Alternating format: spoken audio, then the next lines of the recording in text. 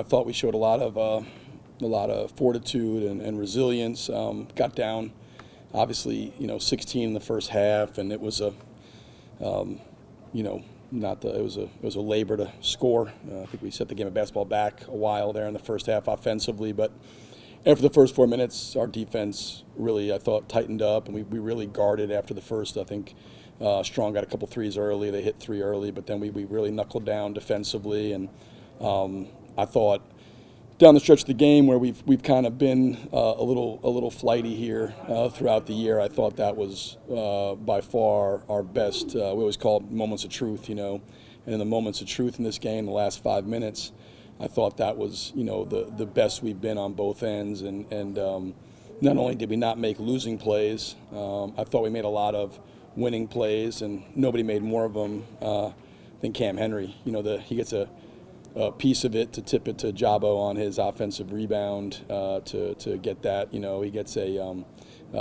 comes down and gets his own offensive rebound, makes two free throws, gets a block on the other end there down the stretch in the last play.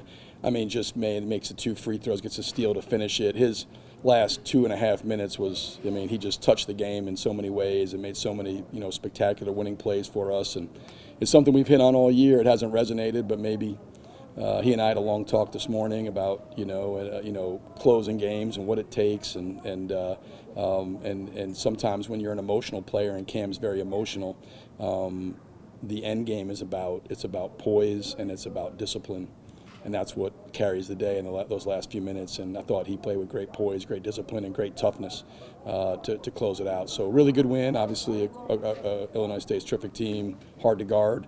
But I thought we hung in there tonight where we went 3 for 17 from three and shot 35% from the field.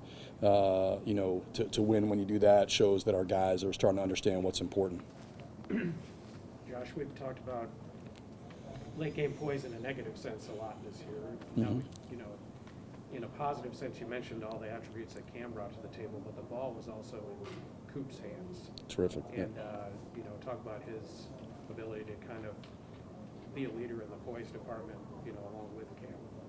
I thought this was his best game. I know he had 35 against Evansville and he had 30 at North Dakota State, but I thought this was his best game. He was just rock solid. I know he didn't shoot it great. He was 2 for 8 from three, but he was tremendous. And we put in his hands. We recognized they were guarding him with Freeman.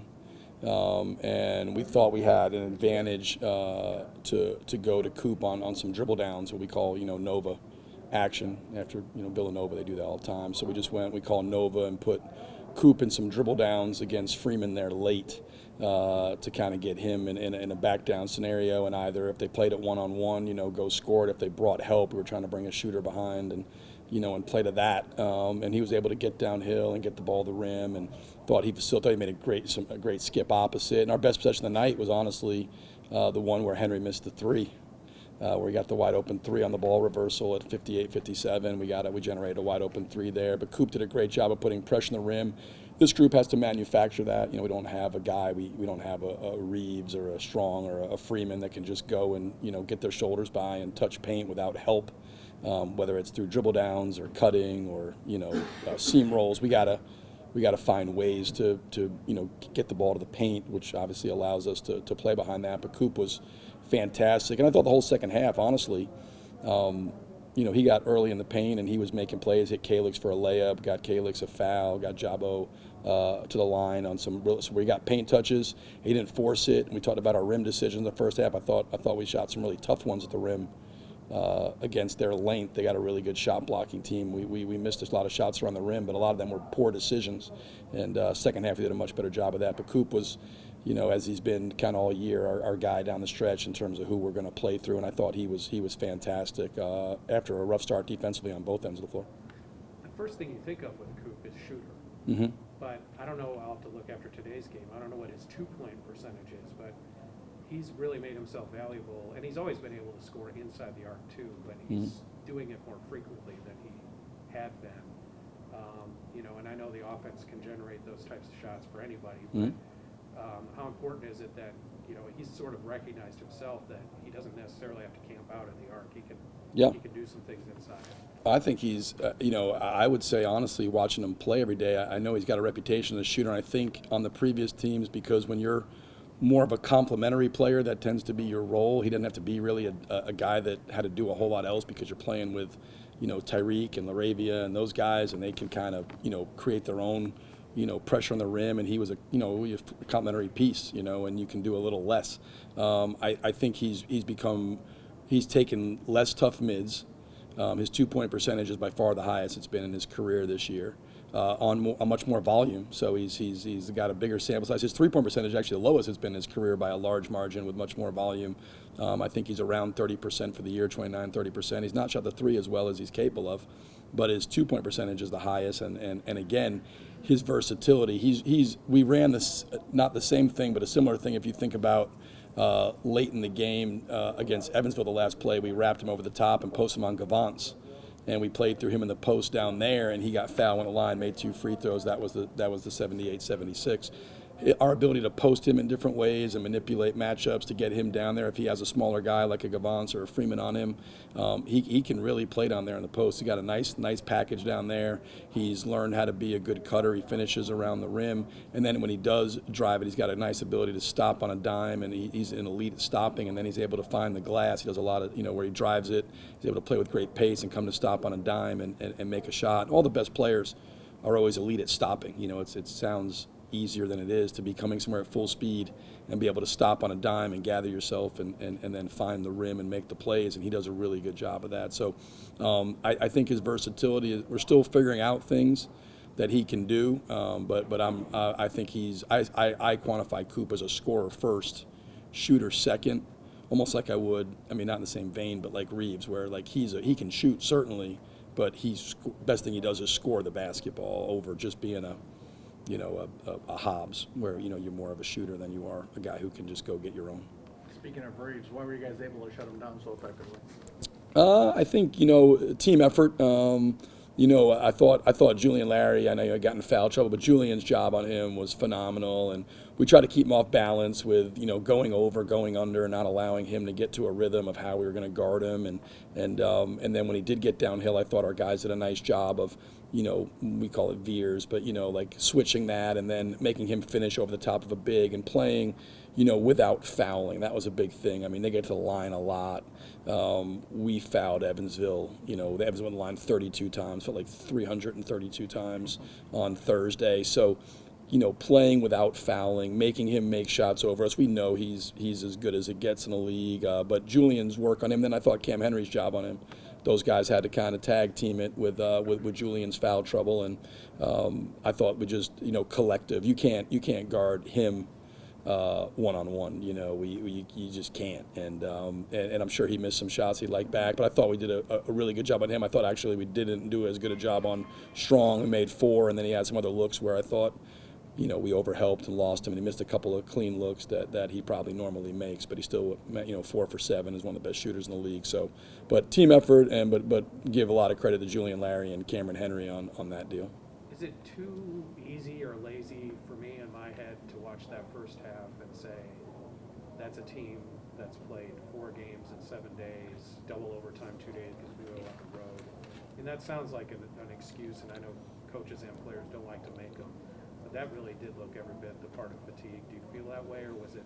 And Illinois State played really good defense too. Yes. But that looked like a team that was gassed. I thought we were. I'm sure they were. Because we're playing guys a lot of minutes. And then we don't have Micah today because he's got a stomach bug, and so we lose one of the guys we're playing. Simon actually did some good things early. It just he got 5 rebounds, but then we weren't getting, he's been struggling with his shot a little bit, and we just went smaller to try to downsize them some and make them match us there. And so I think not having the numbers hurts. We're playing guys. I think Cooper this week, it's his 4th game in 7 days, right? We played Saturday, Tuesday, Thursday, Saturday. Cooper played, I think 50, 40, 49, and 40. the last 4 games. I mean, and Henry, a lot of those guys are they're playing a lot of minutes. So I think fatigue's a part of it, but the thing about this time of year is everybody's tired. Like I'm sure Illinois State's tired. They had an overtime game on Wednesday. I'm sure they're fatigued. But our guys were I'm sure that was part of it. I think part of it too is we when we had good looks, we missed them, and then their length around the rim really bothered us. And if you think about the first half, how many times we got the ball in there? I mean, Coop shooting reverse layups, and Bledson and Henry had a wide open layup he missed, and he dribbled one off his knee where he had a wide open layup, and we just kind of cost ourselves opportunities. And I thought one big thing we emphasized at halftime was better rim decisions. It's one thing to get it there, but trying to finish over length for us is not a great proposition. So it's getting it there, creating a reaction to defense, and then what's your reads? What's available? If you've got, if you've drawn the crowd, you got to, move the ball on. There's certain guys that can finish against that stuff. They're not on our team. So when we get there and we draw a crowd, we got to move it. And I thought, again, second half, Coop, Henry, those guys, Bledson, all those guys, when they got the ball to the paint, I thought we did a much better job of getting the ball to the paint, and then we were able to spray it. But combination of fatigue, I think, and just how athletic and long they are. And we didn't have a chance to – this was probably our shortest prep of the year. I mean, we didn't practice yesterday. We walked through what we thought was going to be our game plan, and how we're going to guard Reeves and how we're going to do stuff offensively and defensively. But we didn't practice, watch film. And then we walked through this morning again. And so our first live thing was, 1 o'clock when the ball's tipped up. And there we knew, the coaches knew, how athletic they are and how long, and the length they have. The plays around the rim there. I think they're second in the league in shot blocking. But sometimes it takes a little while to see it live to be like, oh, that's exactly, the length and the speed, and you got to adjust to it. And I think it took us a while. It's probably a combination of all that, but mostly credit to Illinois State and how well they guarded us and their athleticism and scheme. Jabo did some nice things like he typically does hustle-wise, but his turnovers have been really high lately. He had a stretch there when Illinois State looked like they were going to make a run and get the win, where he had a couple turnovers in a row, and then probably what you'd call a shooting turnover. Yeah. What do you talk to him about with that? Because he does so many other good things, but obviously those are damaging at the wrong time. Yeah, he's got to clean it up. We have, we're obviously sitting down. He's a guy that, early in the year, he wasn't having these issues, with the turnovers. They've really been, I think, offensively, it's like, oh, what's going on? And to me, it's like we generally play 8 guys. 4 of the 8 are slumping at the same time, right? If they're scuffling at the same time. So Jabo and Hobbs, obviously Micah, and Simon, are all kind of scuffling at the same time. Simon got a great look top of the key. He was burying those at a 45% clip early. He's, I don't know what, some 1 for his last 13. Hobbs really, that shot was probably the biggest shot of the game. He hit at the top of the key, 57-49, and he drills a 3 at the top of the key to cut it back to 5 there after Reeves makes a 3 in the corner. But we have a lot of guys scuffling at the same time. Jabo's in there. The thing you do is you keep trying to show him film, you keep trying to work through it. We need him to play well, and he needs to be more solid. We can't afford for him to have, I think the last 4 or 5 games, I think he's averaging 5-6 turnovers a game himself. And we don't have enough firepower offensively to compensate. We don't shoot it well enough. We don't finish well enough. We don't, do a lot of things well enough to compensate for turning it over, as much as we are. And really, he and Cam are the 2 guys that, they have the ball in their hands the most. So to their credit, they have to make the most decisions and most plays. But they've got to be better. I thought Cam, after a rough start, was really good second half. Jabo in that stretch, you're exactly right. Just had, and they come in almost like a little bit of a wave, right? So I've got to maybe do a better job of figuring out, if it starts, maybe get him out, sit him down, recalibrate him. I got to look at some things I can do to help him, and then we got to keep grinding him on film, showing him when he does it well, and showing him when he does it poorly, and understanding and trying to apply that, the whole knowledge wisdom thing, right? Him understanding it, and then obviously the application piece is the most important piece. So we'll keep grinding on that, but he's got to play better for us down the stretch for him to have a chance to win some games here in the back end of February, and certainly into St. Louis. He's got to be a key cog for this team. 2 days between games feels like a vacation. Yes. What you've been doing, including a flight there. Yeah. How do you treat what little time you have? to play against a team that obviously is difficult under any circumstance, and Yeah. they will probably not forget, of course, what happened to them here. Yeah. What's the game plan for getting ready for Tuesday?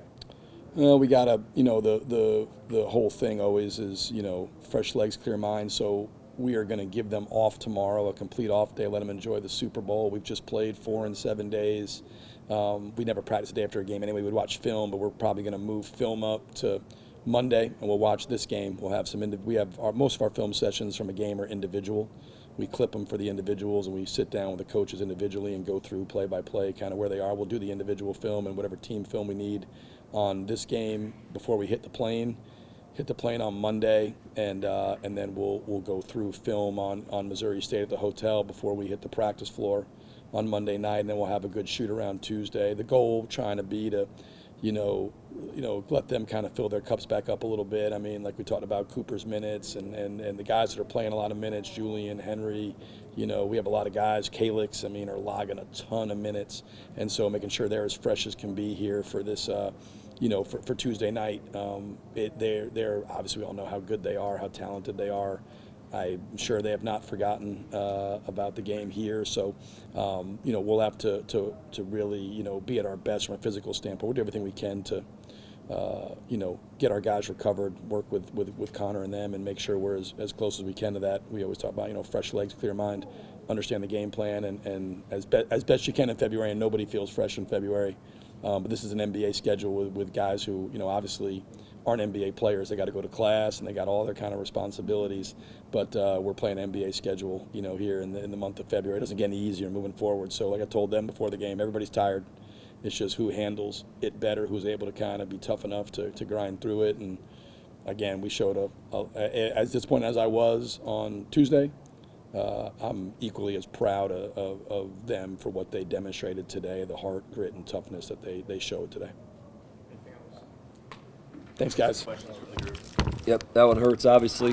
You got an 8-point lead with 4 minutes left. You should finish that out. Certainly things I could have done better. We fouled too much. We guarded well. Offensively, it was a bad night for us. But credit Indiana State, finish it out. Offensively, in the second half, what was there didn't seem to be a lot of flow. There wasn't much flow, but when guys are lacking some confidence and missing some shots, it's hard to get a lot of flow. I thought we got solid looks in many ways. Certainly throughout the course of a half, there's some bad looks, there's some good looks. But, Tone didn't have his normal confidence tonight, and was, but he's been awesome and won us plenty of games. Joe early in the second half didn't have his going, but then he got it going. Mark obviously struggled to finish and make shots. So, offensively, when we're not finishing around the rim or making shots from some of our perimeter guys, we don't look very good without some inside presence. But certainly credit Indiana State's defense. And defensively in the second, obviously you're holding at 22% in the first half. Yeah. Defensively in the second half, was the intensity just not the same for you guys? No, it wasn't. We've put some good halves together. At Northern Iowa first half, Loyola second half, first half here, but all we talked about at halftime, of course, is mindset and playing with the same intensity and aggressiveness. But we just, from the jump, we came out, and they didn't really cut the lead early, but we were not locked in like we were in the first half. And so, good teams put 2 halves together, and we haven't done that yet. It really cost us tonight. Then we still had a chance to win it, of course, with the lead. They scored the last 11, it sounds like.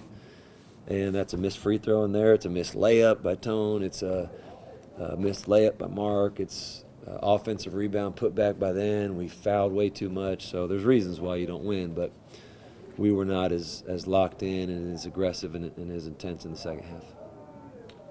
Dan, for a while there, I think maybe 15-minute, 12-minute mark, if this game was crying out for somebody to kind of be the one who's going to be the catalyst. And it's probably not a mistake that Indiana State's most experienced player was that guy. How difficult was it to take Cooper Neese out of the confidence that he had built up at that stage of the game? Neese is playing. It's 3 out of 4 games. He's playing really well. As you said, experienced, very good player. Us putting him at the foul line so frequently was a huge part of that. Obviously, he got the go-ahead bucket at the end where we should have went and trapped, and we didn't. But he's hard to guard because he can make shots, he can drive it, he's physical, he can pivot and make shots around the rim. And he's had a couple really good games back to back, and we just need some of our guys to put some games back to back, and that's what sports are, guys performing. Howard, with his hip, did that kind of curtail you from putting him in, especially for defense You late know, in the game? yeah, down the stretch, I just kind of went with the guys I thought were most locked in, and that group had gotten us that 8-point lead. Mm-hmm. And there's two ways to keep an 8-point lead: scoring and stopping them. And so I liked our offensive rhythm as much as anything, but the end of the game, there were no stoppages as a play to sub. So they went on that little run towards the end. I could have called timeout, certainly. But that's the group that got us the lead, and I kind of went with that group to stay in there. I mean, there's certain losses that seem to hurt a little bit more throughout the year, and this kind of seems to be one of them. We've talked about this group just kind of bouncing back. Yeah. Is this one really going to be a tough one to bounce back from? Well, it can't be. I mean, the Southern was tough, and we had a day off after that. But we practice tomorrow and get ready for.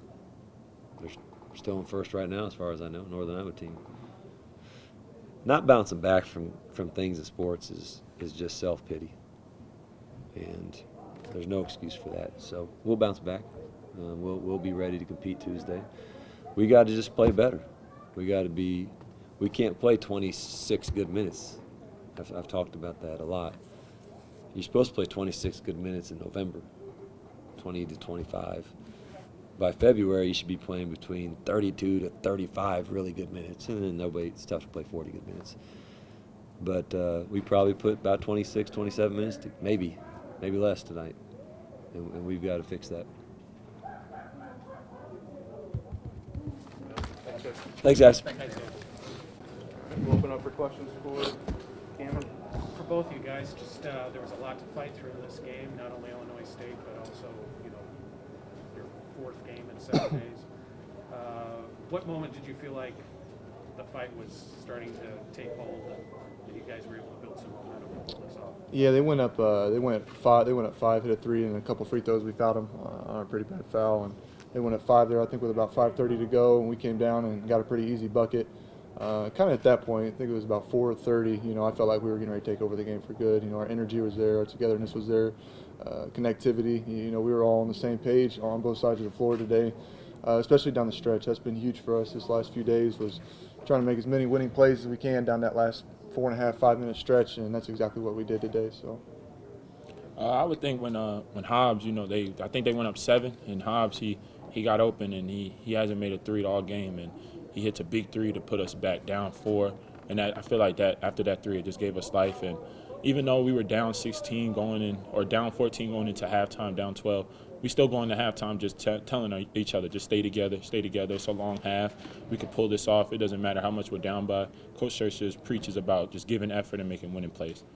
Cam, and Kubi can speak to this too if you want, but one of the things that we've talked about a lot after games is late game poise, and for a while there it looked like it might be a question again, but you guys pulled it together and had that poise. How good does it feel to, not only make the buckets you needed and get the stops, but also have the mental capacity to finish this game the right way? This isn't our first time down the stretch, and this being a close game, and Coop was going tonight, so it's not a hard decision. We just put the ball in his hands and let him make decisions, and he had a lot of great buckets, a lot of great decisions at the rim for us.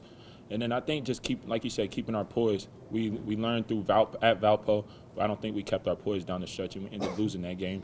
But once, Coach Church preaches it, and we, like I told you before, we just have to build our scars so we can learn from them. And I feel like tonight we just put everything that we learned from and executed. Yeah, Todd. We've talked about it a bunch. It's been a thing that's happened almost every close game. Is we make a lot more losing plays down the last 4-minute stretch than we do winning plays. And quite frankly, everybody was on the same page to make a winning play. We get the offensive rebound there with Cam Henry.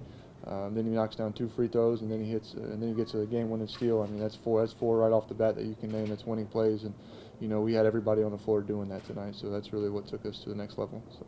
Cam, the offensive rebound, the steal, and the block, which one of those was biggest in your mind? I know they're all big. I get it.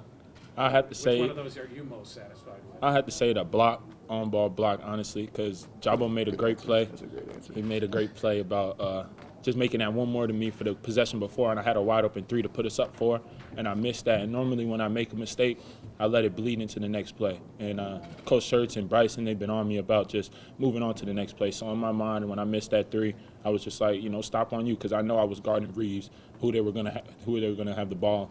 And I know he's one of their best players, so I knew he was going to go and try and make a play. So my matchup, and I just thought, you missed a 3, just get a stop for your team. Coop, your rhythm right now offensively is probably as good as it's been. Just tell me about the confidence you have right now in terms of not only, just making shots, but the ball was in your hands. It was clear, you were the option when it mattered, and in the comeback as well. Just illustrate the confidence you have right now. Yeah, it starts with these guys. This person right here to my right telling me to get going. Whether if I'm hitting shots or not, it starts with all my teammates. They're the ones that I go out here and I do it for. I fight my butt off every day just for these guys, just so we can have a chance to win and compete at the highest level. And it's kudos to these guys. It's going to be nights where this dude right here is going crazy, and we've got to do the same thing. So right now, just playing at the highest level I can possibly be at, and just know that I'm doing it for my teammates. So. When the first half was rough, I mean, you guys shot 22%, and you're still able to find a way. What's the satisfaction level like for that? Yeah, you're exactly right. Coach talked about it in the locker room. Even we know we can do it. You have a game where you hit we hit probably 4 threes today, 3 threes somewhere in that area. So, and we won the game by 3. We're not a great 3-point shooting team, but typically we'll probably hit anywhere from 8 to 15 a game. And you hit about 10 of them, you win that game by 15, 20 plus. So, just to be able to know that we can do it, that confidence just to show us that we can do it on a nightly basis or daily basis, is huge for us. So. And then like Coop said, if we're not hitting shots, and Coach Schertz preaches about this too, if you're not hitting shots, you just keep playing, just keep giving your all effort on defense, getting stops, because if you're not hitting shots and they're not hitting shots, then nobody's scoring. And then once those shots start falling, then you continue to get stops and just keep executing down the stretch. It's the first time you guys won 2 in a row since early Bradley game, I guess. Some wind in your sails. So how do you, you have wind in your sails, but the games keep coming. How do you take this on the road to, obviously a team that's going to remember that you guys beat them up here a couple weeks ago? I feel like we just don't get complacent. We're still bottom of the conference, and that honestly doesn't shake us up or anything. We come into practice every day looking to work. We come into these games looking to win. In Missouri State, we're going into Missouri State, and I know they're probably pissed off about coming here, and they lost to us before. So we're gonna just come in there with the same mindset. We have an off day tomorrow, probably refill our cups tomorrow, and then Monday we get in, we walk through, watch film over this, break down the film. Then now it's on to Missouri State, and we learn and watch film and prepare, and then we come on Tuesday to execute. Yep, you hit it right on the nose. I mean, we've got to be able to, there is no satisfaction in that locker room. He said it best. We're still on the bottom of the total pool right now, and we've got something to build for. And, knowingly, you got to accept the outcome and know that we probably ain't going to win the conference, outright. So we just got to be able to put our focus on the next game, win each game that we can, and give ourselves the best chance in March. So. Anything else? All right, thanks, guys. Thank you. How bad did we shoot? I know I didn't shoot very well.